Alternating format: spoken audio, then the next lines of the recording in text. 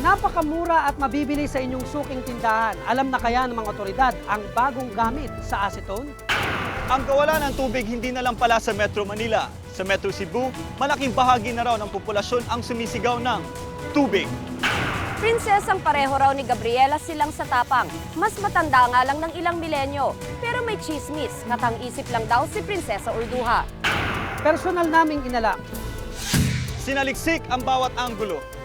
Bawat detalye ay kinumpleto.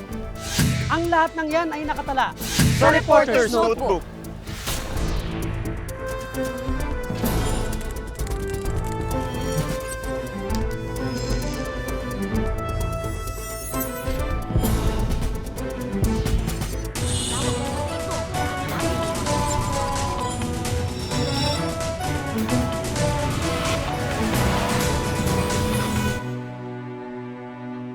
Sa hirap ng buhay ngayon, kahit mga adik nagtitipid. Kaya kahit pantanggal ng nail polish, napagbalingan na. Babala ng mga doktor, masama ang epekto ng acetone sa utak at katawan.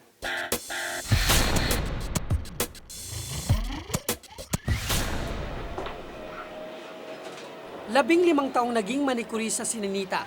Mahigit 200 piso rin ang kinikita niya bawat araw. Pero kamakailan, napilitan siyang itigil ang kanyang trabaho dahil lang sa acetone. Siyempre, amuyin mo siya, di ba? Matapang siya. Kaya takot ko nung nag-asawa na ako, kaya ako hininto kasi baka mamaya mainom, baka delikado sa bata. Maano siya naamoy ko pa rin kahit Tapang ano yung masakit sa ganito? sakit sa ilong. Kaya nga konti lang butas niyan para hindi umamoy. Kung ang ilang taong tulad ni Ninita ay di kaya ang amoy ng acetone, mayroon namang lulong dito, hindi bilang pambura ng nail polish, kundi bilang droga. Nakakahay, nakaka-addict. Ito raw ang dahilan kung bakit may mga nahuhumaling sa acetone, bukod sa dapat ay tamang gamit nito.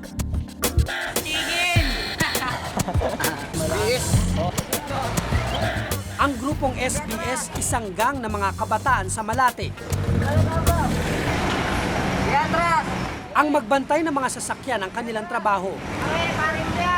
Mga parking boys kung tawagin. Pero hindi lang ito ang kanilang pinagkakaabalahan gabi-gabi. Habang nagbabantay, iniipon nila ang perang bigay ng mga customer sa kanila. Nag-aambag-ambag ang tropa tuwing gabi. May pambili lang ng acetone. Pamili lang ako. Kuya, nagpa-practice lang ko kami. Ilang sandali pa, umpisa na ng kanilang session. Isang bote ng acetone sa halagang 10 piso at basahan sa bawat isa. Solved na raw ang buong tropa. Wala pa na. Wala pa na. Piso lang oh. Nagkakagawan po sila. Tol. Yan po. Bote. Ano ba yung bote? Paano yung trip? Paano yung tama sa'yo? Ha? Magang pakaramdam. Manid ang katawan. Manid. At mabango. Ang solvent talaga mabango sa ilong. Kaya masarap sigutin. Pero yung mga ginagawa ng pulis, mga Masarap ang solvent. Sabay-sabay nilang sinisinghot ang acetone sa gilid ng kalsada. Parang nasa langit raw ang kanilang pakiramdam kapag nakakasinghot ng acetone. Tamang trip na may kapangyarihan ka para sa Dragon Ball. Universe. Dito raw nila ibinubuhos ang kanilang mga galit at problema. Baga, maano sa amin, dahil sa problema, ganun. Oh. Problema na magulang. Maraming balakid, di ba? Problema sa pamilya, tropa, ganun. Hindi ba kayo pinapagalitan ng mga magulang nyo? Napagalitan. Ha? Go. Ano sinasabi? Bisyo ka ng bisyo. Ano yung sinusumbat nyo pag gano'n yung sinasabi na bisyo kayo ng bisyo? Ganyan rin naman kayo. Nasa lugar naman po kami kung magbisyo. Pinagbibisyo namin, di naman po nagkakain sa masama Ayon kay Dr. Lynn Panganiban, isang toxicologist, Ang acetone ay isang uri ng solvent gaya ng rugby. No, so pag sinabi natin solvent, ginagamit siya para tunawin yung ibang mga chemical na ang form nila ay solid. No, so maraming gamit siya. So ginagamit siya sa mga industrial processes, kumari sa mga computer companies. Tapos, syempre, for commercial reasons, ang kadalasan alam natin na acetone, pangtanggal siya talaga ng mga nail polish. Kabilang ang acetone sa ketones family na kadalasang ginagamit na pangtunaw sa mga bagay. Dahil sa amoy kaya addict ang ilan dito. Downer o pampaantok daw ang kadalasang dulot nito sa taong gumagamit nito. Nagpo-produce to ng dizziness, kung minsan excitement, yung na-excite din sila, so parang na-high din sila. Kasi ang effect nito isa sa nervous system din natin. Lingid sa kalaman ng marami, pangunahing sangkap din ang acetone sa paggawa ng shabu. At kapag hindi nagamit ng tama ang acetone, maaari itong magdulot ng peligro sa kalusugan ng tao. It is a dangerous chemical because it produces harm to the body. Sa paliwanag ni Doktora Panganiban, kapag madalas daw na sinisinghot ang acetone, pumapasok ito sa iba't ibang bahagi ng katawan tulad ng utak, puso at atay. Pinapaliit nito ang utak, kaya raw ito nasisira. Para siyang shabu, no? So, directly talaga sinisira niya yung substance ng utak, yung sinasabi nilang cerebral cortex, diretso, sira. So, ang mangyayari, liliit ang size ng ng brain mo. Pero hindi lang utak ang sinisira nito, kundi maging ang atay at puso ng tao. So, nagiging sensitive ang puso natin. So, pwede heart attack. Peligro nga raw ang maaaring maidulot kapag nalulung sa acetone. Ang pagkahumaling dito ng ilan ang maaaring sumira pa sa kanilang kalusugan at kinabukasan.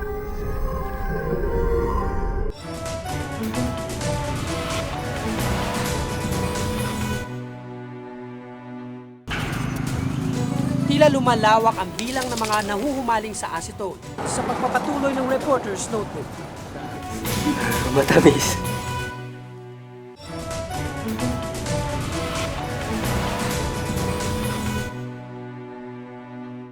Dati damo lang, sumunod ang LSD, cough syrup, shabu at rugby. Pero ngayon may bagong kinahuhumalingan sa merkado. Ang pangtanggal ng nail polish, sinisingot na rin daw ng mga adik.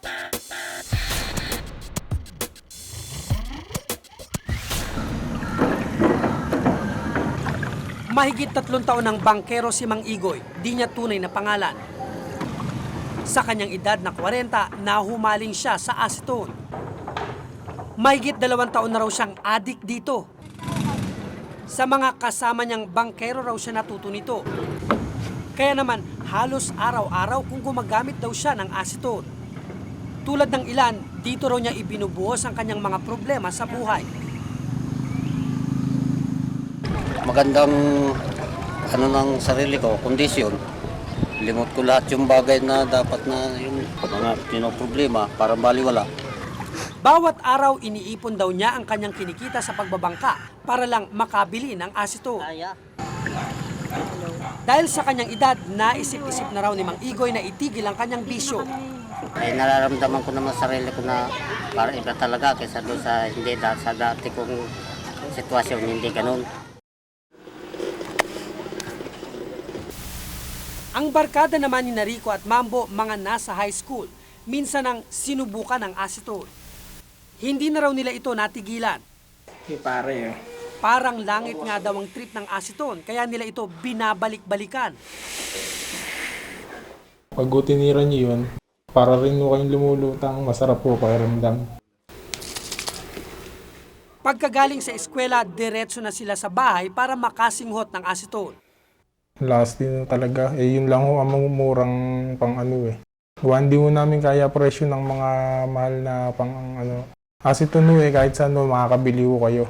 Pag parang parehas din naman ho ang tama nun. Matamis. Aminado silang maraming hindi magandang dulot ng acetone tulad ng sakit sa ulo at pagkahilo, pero hindi na raw nila ito kayang itigil pa. Mahirap na rin po. Gawa naging bisyo na nga po Tila lumalawak ang bilang ng mga nahuhumaling sa acetone. Ayon sa Dangerous Drugs Act of 2002, kasama ang acetone sa mga tinatawag na prohibited solvent. Ang sinumang mahuli na gumagamit nito, 6 na buwang rehabilitasyon ang aabutin para sa unang paglabag. Pagkakakulong naman ng mula 6 hanggang 12 taon ang parusa sa mahuhuli sa pangalawang pagkakataon. That's my boy. Pero higit na nakakabahala rin ang tila kawalan ng alam ng mga otoridad na may ganitong uri ng adiksyon. Ayon sa Philippine Drug Enforcement Agency o PDEA, hindi pa raw nakakarating sa kanilang tanggapan ang ganitong uri ng problema. Wala kaming report na natanggap tungkol dyan.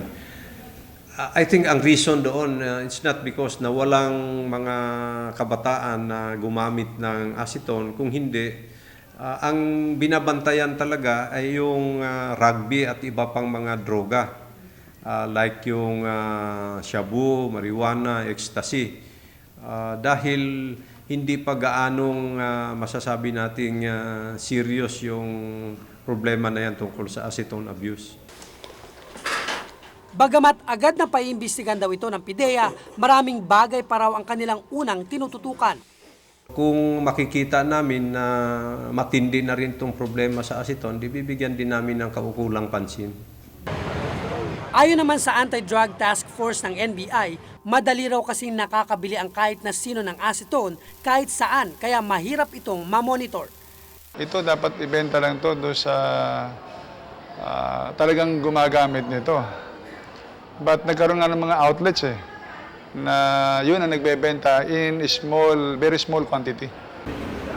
Dagdag pa ng NBI dahil na rin sa commercial use ng acetone, kaya mahirap itong i-regulate. Kung pagkaumaling ang dahilan kaya hindi matigilan ng ilan ang acetone. Simpleng trip naman ang nag-udyok kay Ruel kaya niya ito sinubukan. 14 na taon siya noon ang unang tumikim ng acetone. Mayroon akong barkada. Bali na parang na-influensyahan lang niya ako. Bali 3 sila tapos bali naging mga 6 kami ganyan. Tapos parang napasama rin ako sa kanila. Natry ko rin kasi nababanguhan ako sa mabango sa yung amoy ko sa kanya. Acetone, downers. Iba raw ang naging tama ng acetone sa kanya. Masakit sa ulo, tapos ano kayang aantukin ka na, ganyan. Ngayon, wala na raw bisyo si Ruel. Imbis na malulung pa sa droga, pinag-uukulan niya ng pansin ang paghahanap buhay bilang isang driver. Kung iisipin, napakasimple lang ang gamit ng acetone. Pero ika nga, kung aabusuin ng sino mang tao, ang mga abuso rito, sa huli, siya ang talo. Ako si Cesar Apolinario at ito ang nakatala sa aking reporter's note.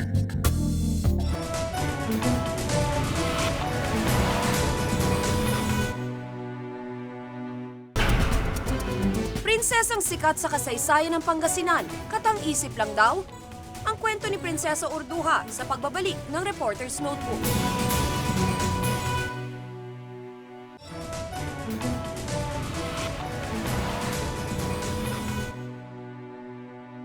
Prinsesang bida sa kasaysayan ng Pangasinan, sikat daw dahil sa kapangyarihan at tapang. Pero ayon sa mga dalubhasa ngayon, imbento lang ang kwento ng prinsesa. Pero syempre, may kumukontra.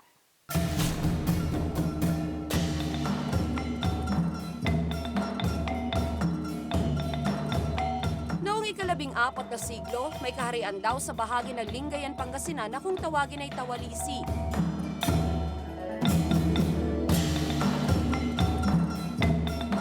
Isang prinsesang mandirigmang ubod ng tapang ang sinasabing namuno.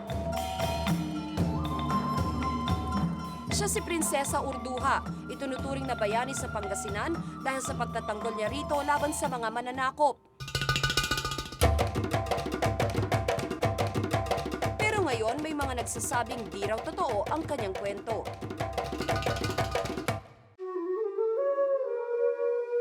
Ang kwento ni Prinsesa Urduha ay nagmula sa salaysay ng isang Arabong manlalakbay na si Ibn Battuta.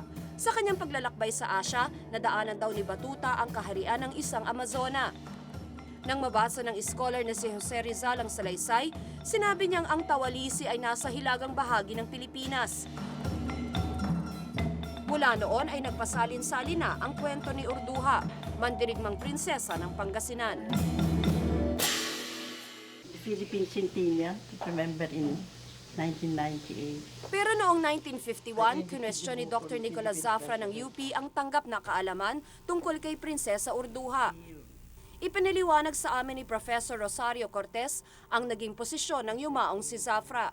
The UP Department of History should certainly be credited with demolishing certain myths, exposing errors in Philippine history. Hindi raw maaaring nasa Pilipinas ang Tawalisi kung totoo man ang lugar. In Tawalisi, there were elephants. Now that claim alone is enough to disprove that Tawalisi was in Pangasinan, because there is no record of elephants having roamed in Pangasinan.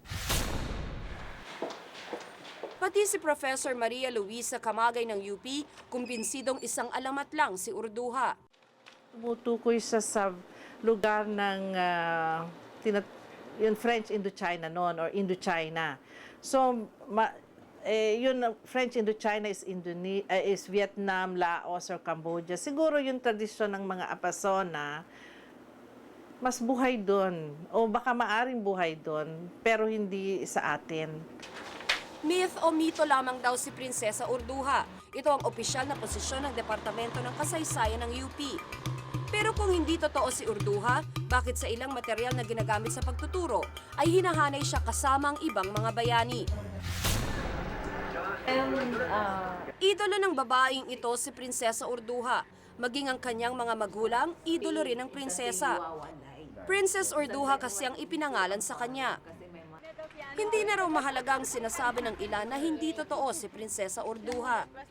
Kahit ano ang the belief or alin ang tama, syempre kapangalan ko, siya ang hero ko.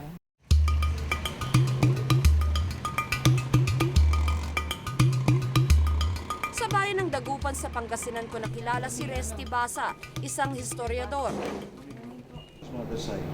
Hindi rin siya naniniwalang mayroong naging mandirigmang prinsesa sa kanilang probinsya. Ang ruta raw ng paglalakbay ni Ibn Batuta ang magpapatunay dito. Ibn Batuta came from Sumatra on his way to China. So, of course, there are two possible routes. Following the western side of the China Sea or following the eastern side of China Sea, which is the Philippines. So, most likely, he traveled following the western side of the China Sea because that is the shorter route from Sumatra to China. Sa aming paglalakbay sa Pangasinan, nadaanan namin ang isang hotel, kumpanya, pati water refilling station na nakapangalan sa prinsesa. Sa bayan naman ng Alaminos, isang rebulto ang inialay kay Urduha. At sa Lingayen, Kapitolyo ng Pangasinan, pinangalanan ng opisyal na tahanan at opisina ng gobernador bilang Princess Urduha House. Sa loob ng opisina ng gobernador, makikita rin ang isang painting ni Urduha. Ayon kay Ruel Gamba, Public Information Officer ng Pangasinan, patuloy pa rin nilang titingalain ang mga katangian ni Urduha, totoo man siya o hindi. Siya rin ang kumakatwa ng aming parang yung deep sense of patriotism, valor, our yearning for freedom, liberty, and against oppression ng mga banyaga. Kaya yun na ang pagtingin namin sa kanya, parang leader, parang simbolo. Sa mga bayan dito sa may Lingayen Gulf, pinaniniwala ang namuno si Prinsesa Urduha, isang matapang na leader na kinatakutan kahit na mga lalaki mandirigma. Kahit may mga pag-aaral na nagpapakitang isang alamat lamang siya, may mga taga-Pangasinan pa ring naniniwalang totoong nabuhay siya. Sa isang liblib na pook sa bayan ng Bolinao, Pangasinan, sumama kami sa mga miyembro ng Bolinao Historical and Cultural Society upang tingnan ang sinasabing ebidensya na totoo si Urduha. Sa ilalim ng lupang ito ay nakilibing pa raw ang mga labi ng isang babae na pinaniniwalaang si Prinsesa Urduha. Para sa ilang mga taga-Pangasinan, ito na ang pruweba na hindi siya isang alamat lamang. Mahigit 40 taon na raw ang nakakaraan ng matagpuan dito ang isang kabaong na naglalaman ng mga banga at gintong barya na mula sa panahon ni Urduha. Parang glass coffin. Sa loob, bangkay na nababalutan. Natakot sila, ibinaon uli. Yung kinuha lang mga valuables, yung mga pots, mga ganon, mga coins. Gusto raw sana nilang hukayin muli ang lugar upang mapatunayang narito ang hinahanap na prinsesa. Kasi 5 na yung previous na death na connected dito Parang kinukunikta na may curse yung makakuha dito. Kaya may tinamaan ng kidlat, may ganon binaril, nagkasakit. Wala nang nag-ambisyon. Para sa National Historical Institute, mahalagang malaman kung tunay na bahagi ng kasaysayan ng mga taong ating tinitingala. Sapagkat sa kasaysayan ay kailangan mo rin maghanap ng empirical evidence kung ito'y nangyari. Siguro dapat kung mayroon mga textbooks na may laman yun ay dapat ayusin. Sapagkat marami rin tayong mga kwento na hindi naman totoo nangyari. Si Prinsesa Urduha, hindi historical na tao, bagaman itinuturing ng bayani sa mahabang panahon. Nakahanay siya bilang isa sa ating mga idolo, kaya't mahalagang siyasatin kung siya nga ay totoo. May hirap namang ang listahan natin ng mga bayani, may kasamang di naman pala sa ating lupain na nirahan. Ako si Tina Panganiban Perez at ito ang nakatala sa aking Reporter's Notebook.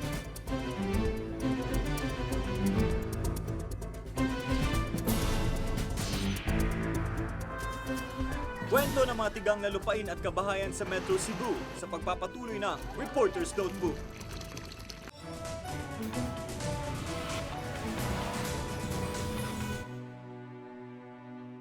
Nauuhaw na raw ang mga taga Metro Cebu sa 10 tabo ng tubig na kailangan ng bawat bahay. 5 lang ang kayang ibigay ng kanilang water district. Ang problema, ayaw naman din silang bentahan ng tubig ng kanilang mga kalapit probinsya.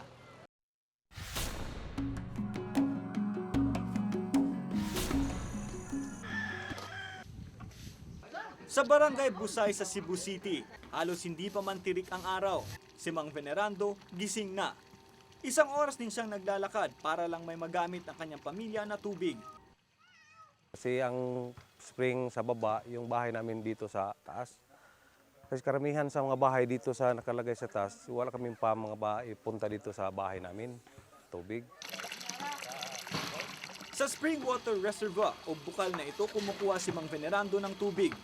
Hindi raw kasi umaabot ang serbisyo ng tubig sa kanilang lugar, ang Sitio Babag 1. Kung tutuusin daw, mas nanaisin pa raw nilang walang kuryente kaysa walang tubig. Kung may tumulong sa amin, ang gusto namin maayos yung tubig namin papunta sa mga bahay namin sa taas. Isa lang ang Barangay Busay sa nakakaranas ng krisis sa tubig sa Cebu City. Katunayan, 50% lamang ng buong Cebu City ang kayang serbisyuhan ng Metropolitan Cebu Water District o MCWD, ang tagapangasiwa ng tubig ng Cebu City. Bagamat pinakamatandang lungsod sa Pilipinas ang Cebu, larawan ito ng isang maunlad na syudad. Pero akalain mo bang ang isa sa pinakamayamang lungsod ng bansa, kinakapos na raw sa tubig? Sinamahan ako ni Engineer Ernie Delco ng MCWD sa isa sa pinagkukunan ng kanilang tubig, ang Buhisan Dam, ang kaisa-isang dam ng Cebu. 5% raw ng tubig na dinadala sa syudad mula rito. Samantalang ang malaking bahagi raw ay nanggagaling sa mga malalaking deep well. Ayon sa kanya, kapos na kapos raw ito para matugunan ang pangangailangan ng may 10,000 pamilya at ilang establisamento. Dagdag pa raw ang patuloy na paglaki ng populasyon ng Cebu, samantalang ang pinagkukuhanan ng tubig, limitado.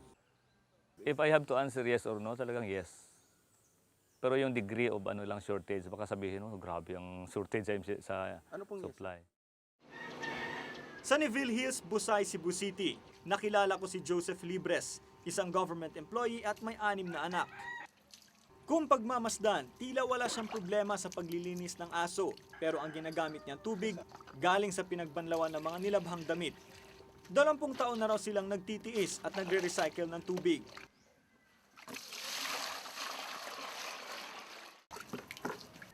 Mula alas 10 ng gabi hanggang alas 4 ng madaling araw lamang ang dating ng tubig sa kanila. So my kids are really giving out their yung sabihin natin yung sleeping habits nila parang napabayaan sa pag-aabang ng tubig. Maging ang pinampaliguang tubig daw, kanila pang sinasahod sa batya para magamit pa ito na pambuhos sa inodoro. Minsan hindi na raw siya naliligo upang magamit ng kanyang mga anak ang tubig. Sana naman yung mga may kinauukulan, they would really look into this problem. Dahil alam ko, batid na batid ko na sila. 24 hours yung tubig sa kanila. Dito walang pumapansin sa amin. Hindi naniniwala ang Patak Sugbo, isang alliance ng mga NGO sa Cebu sa katwiran ng MCWD na kulang ang water supply. Ang problema lang natin dito sa Cebu na yung distribution sa water supply, no? Palaging yung mga mahihirap na mga kasama nating mamaya na palagi sila yung na-deprive ng supply ng tubig.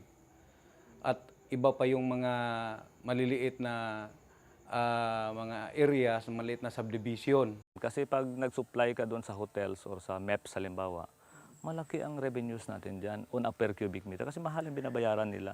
In effect, sinasubsidize mo yung mga maliliit.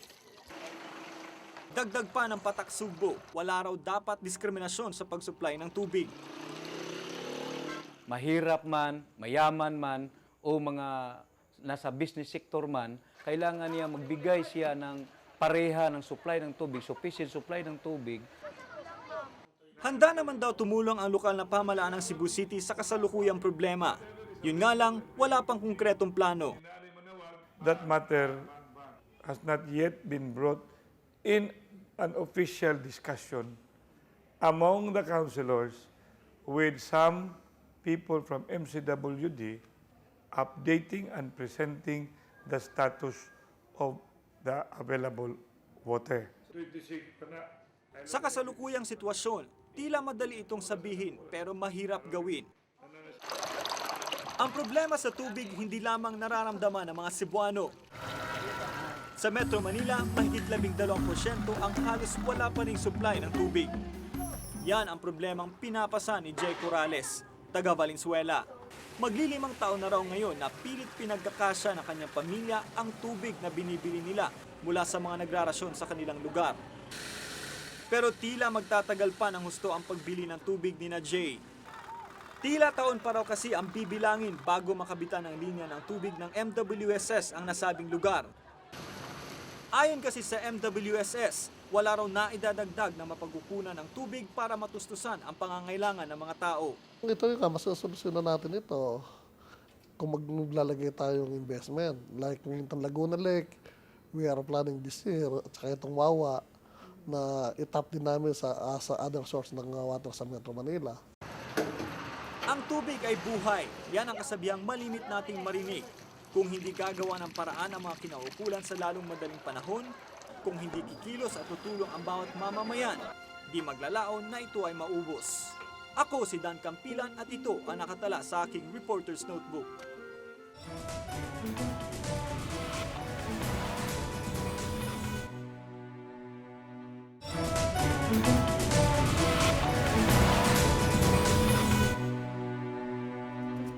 Kung may nais kayong ipasiyasat na mga isyo o balita, maaari kayong tumawag sa amin sa numerong 928-4239. Maaari rin kayong mag-email sa amin sa reportersnotebook@gmanetwork.com.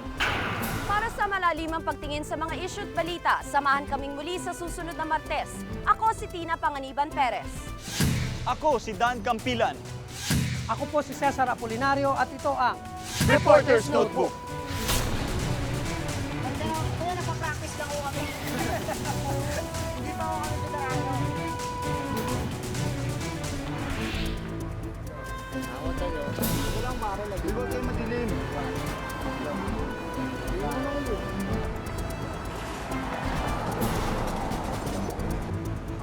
Wala pala. Wala pala. Piso lang.